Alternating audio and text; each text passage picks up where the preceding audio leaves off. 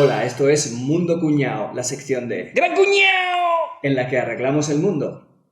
Para arreglar el mundo conviene enterarse antes de qué le pasa, no vaya a ser que en vez de arreglarlo lo estropees más, que pasa mucho eso. La historia va por periodos que cada uno es lo contrario de lo anterior, ¿a que no lo sabías? O sea, no tenías ni puta idea, ¿a que no? Pues sí, se llama dialéctica de la historia y son ciclos de 3 pasos: tesis, antítesis, síntesis. Primero hacemos una cosa, luego todo lo contrario, después una mezcla de las dos y así todo el rato, o sea, 300.000 años haciendo lo mismo, que es el tiempo que llevamos aquí en el planeta como especie, más o menos. Esto se ve súper fácil en historia del arte. Renacimiento, barroco, rococó, neoclásico, romanticismo, realismo, impresionismo, postimpresionismo y abstracto. Una etapa niega a la anterior, la tercera mezcla las dos primeras y así sucesivamente. Ahora vamos a ver, yo creo, el ejemplo más claro de la historia y lo vais a pillar súper fácil. El arte en el siglo XV y XVI, el Renacimiento.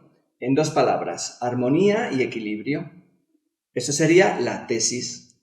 Siguiente paso, antítesis, lo contrario de la tesis. El arte en el siglo XVII, el barroco. En 2 palabras, tensión y desequilibrio, o sea, lo contrario que el Renacimiento. Todo ahí recargado, todo revuelto, o sea, al revés total. Y tercer paso, síntesis, que pilla un poco de la tesis y un poco de la antítesis. El arte de mitad del siglo XVIII, el rococó, que pilla del Renacimiento el rollito así refinado, agradable, equilibrado, pero que también va adornado y es expresivo como el barroco. Y ahora, siguiente paso, atención, cambia el ciclo y empieza un nuevo ciclo de 3 etapas. El arte de finales del siglo XVIII, el neoclásico. ¿Qué pasa con el neoclásico? Que niega la etapa anterior, el rococó, pero además, atención, recupera la tesis del anterior ciclo. El neoclásico es el nuevo clasicismo. ¿Y qué era el clasicismo? El Renacimiento, que a su vez era, atención, la repetición, claro, por eso se llama renacimiento, del arte clásico de los romanos, que a su vez era la repetición del arte clásico de Grecia, o sea que llevamos haciendo lo mismo toda la vida.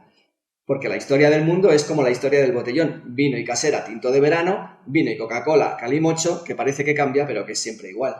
Pero esto del arte era solo un ejemplo para que entendáis cómo funciona el mundo, ¿ok? Porque lo que queremos arreglar es el mundo de ahora, claro. Entonces, ¿tú te has parado a pensar ahora en qué parte de qué ciclo estamos? ¿En qué tesis o antítesis o síntesis estamos? O sea, no tienes pero ni idea. No pasa nada, yo te lo explico, ¿vale? Yo te lo explico el mundo cómo va y a cambio solo te pido una cosa. Tú me ayudas a arreglarlo, ¿vale? Pues venga, vamos a averiguar el ciclo en el que estamos a partir de algo gordo que haya pasado en el mundo así últimamente. Últimamente no significa ayer por la tarde, ¿vale? Llevamos en el mundo 300.000 años, así que últimamente pues es, por ejemplo, la Segunda Guerra Mundial, que es un momento súper importante en la historia porque el mundo entero se dio de hostias con bombas, con torturas, exterminio, o sea, a lo bestia. Y como la guerra es consecuencia de algo, porque nadie extermina a nadie así según baja a la calle por la mañana, pues vamos a suponer que la Segunda Guerra Mundial fue el final de un ciclo, ¿ok? La consecuencia de algo, o sea, la síntesis. ¿Qué tendríamos? Pues que la tesis sería los años 20, en que la gente solo pensaba en bailar para olvidarse de la Primera Guerra Mundial. La antítesis, lo contrario, los años 30, con una agitación cultural y política brutal.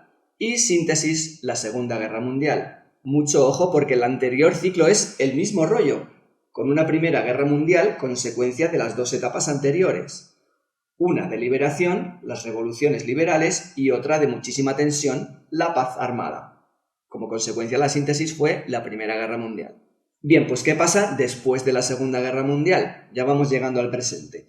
Pasa que los países dicen, colegas, lo hemos pasado fatal con la guerra, en serio, esto ha sido súper horrible, así que vamos a portarnos bien, vamos a cuidarnos mogollón, ¿vale?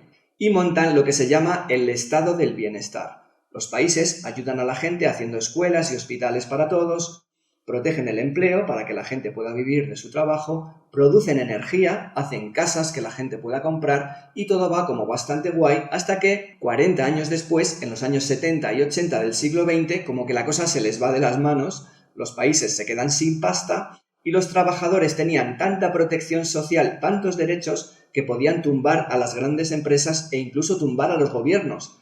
Y ahí ya alguien dijo, vamos a ver, que nos hemos pasado de buen rollismo, nos hemos quedado sin pasta, Y entonces llega el siguiente paso del ciclo, la antítesis del estado del bienestar, que es el neoliberalismo.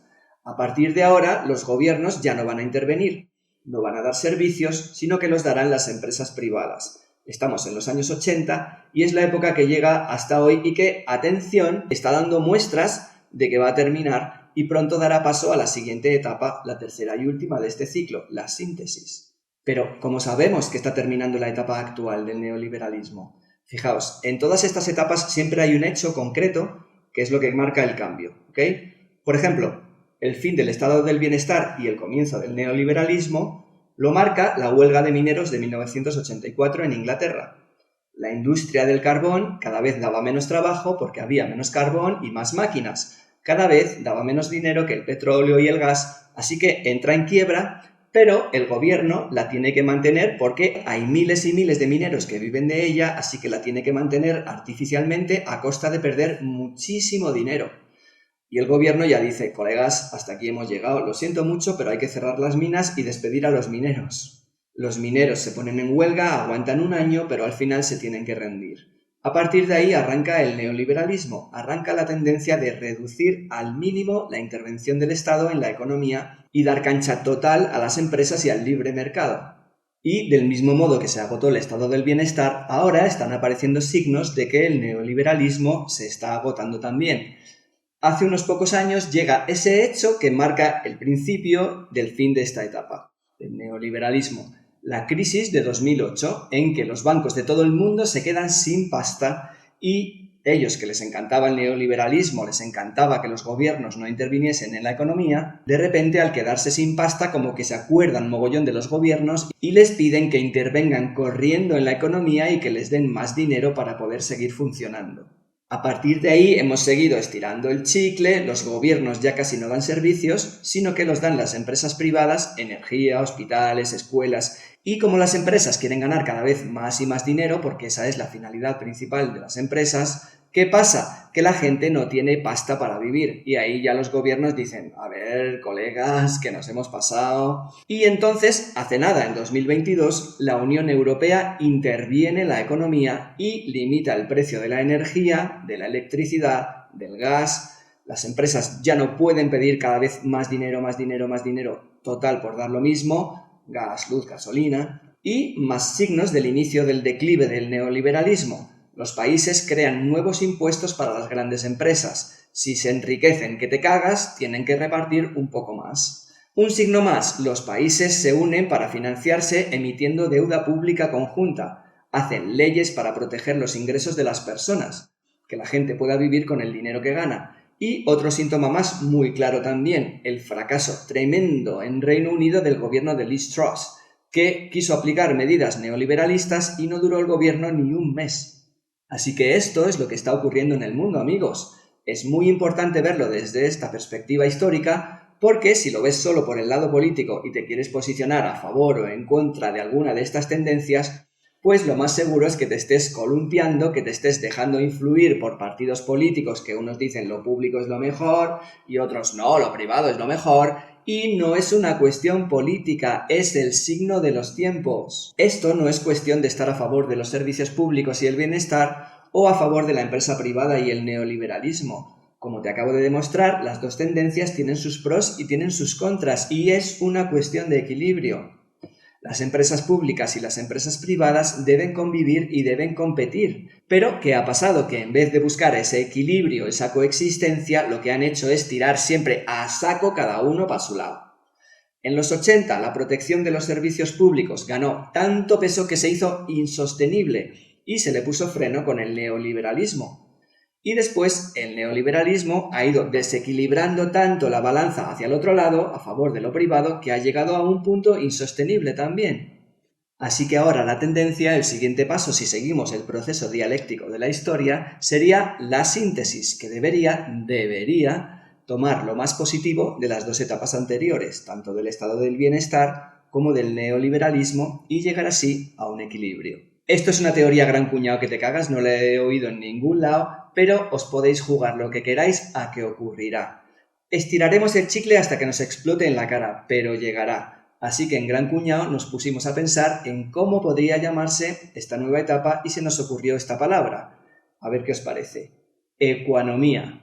Lo voy a decir en inglés para que no me lo pisen, porque esto cuando ocurra el nombre se lo van a poner en inglés. Economics. El equilibrio entre lo público y lo privado. Suena más o menos bien, ¿no? Suena más o menos bien, pero no va a ser tan fácil, porque lo mismo viene esta etapa de equilibrio, la economía, que viene, vais a flipar, una guerra mundial. Y lo demuestro. Os he explicado el ciclo histórico que estamos viviendo desde un enfoque socioeconómico, con el estado del bienestar, el neoliberalismo, ¿ok? Vale, pues ahora os lo voy a explicar desde un enfoque geoestratégico, desde la perspectiva de la política internacional. Atentos porque van muy conectados estos dos enfoques, ¿ok? Después de la Segunda Guerra Mundial, no todo fue tan buen rollito con el estado del bienestar, sino que empezó también una tensión tremenda entre los dos bloques que surgieron de la guerra. Por un lado, la OTAN, que es la alianza militar de Estados Unidos y Europa Occidental, y por otro lado, el bloque comunista de Rusia, Europa del Este y China. A esta gran tensión entre los dos bloques se le llamó la Guerra Fría. ¿Y qué pasa? Pues que al mismo tiempo que en Europa Occidental crecía el estado del bienestar, en el bloque del Este montan también ese estado del bienestar, pero como llevado al extremo. No solo con servicios públicos gratis para la gente, sino con un intervencionismo bestial de los gobiernos que controlaban todas las empresas, todos los bancos, estaban prohibidas las empresas privadas y, ojo, ni siquiera eran estados democráticos. Entonces, cuando en Europa en los años 80 se agota el estado del bienestar, ¿qué ocurre en el plano geopolítico? Pues un poco lo mismo, que se agota también la economía del bloque comunista, se hace insostenible, los países se arruinan y el bloque se desintegra y se produce una fuga de antiguas repúblicas que estaban con Rusia hacia el bloque capitalista, sería el equivalente a el neoliberalismo en socioeconomía, ¿ok? Así que cuando llega el siguiente paso, la antítesis, que en lo socioeconómico ya hemos visto que fue el neoliberalismo, pues en lo geoestratégico fue también algo parecido. Al fracasar el comunismo, la economía de libre mercado de Occidente, el neoliberalismo, se extiende a los países de Europa del Este, pero atención, porque esto también se pasa de rosca y los países que antes eran comunistas y aliados de Rusia no solo se pasan a la economía de libre mercado, sino que se meten en la OTAN, en la Alianza Militar de Occidente. ¿Y qué pasa? Que Rusia se siente acorralada, invade Ucrania, Occidente apoya a Ucrania enviándole ayuda militar. Y entonces el siguiente paso del ciclo, esa síntesis que nos prometíamos tan feliz hace un momento con la economía, en lo socioeconómico, pues en lo geoestratégico lo que puede ser al final en realidad es una nueva guerra mundial. Y la prueba la tenemos aquí, en la síntesis de los dos anteriores ciclos, la Segunda Guerra Mundial y la Primera Guerra Mundial, que ya hemos visto que los ciclos se repiten, o sea, el riesgo de guerra mundial es real. Se abre corchetes. Ojo, que Rusia se sienta acorralada no justifica para nada la invasión de Ucrania, ¿ok? Rusia debe retirarse y Rusia ha cometido crímenes de guerra horribles que deben ser juzgados, ¿ok? Pero tampoco caigamos en el error de pensar que a Vladimir Putin se le ocurrió invadir así un día que se levantó el hombre por la mañana con energía, ¿vale? Se cierra corchetes. Así que ese es el panorama, esas son las dos posibles síntesis a las que nos aboca el final de este ciclo, el buen rollito de la economía o la guerra mundial. ¿Qué te apetece más que pase? ¿Buen rollito, guerra mundial, buen rollito? Ojo que hay más factores, ¿vale? Como por ejemplo el jacalore. ¿Qué es el jacalore? Pues el cambio climático, el calentamiento global, que como yo sé que a algunos no os mola que lo llamemos así, pues para que no os molestéis, el buen rollo es lo primero, le hemos llamado jacalore.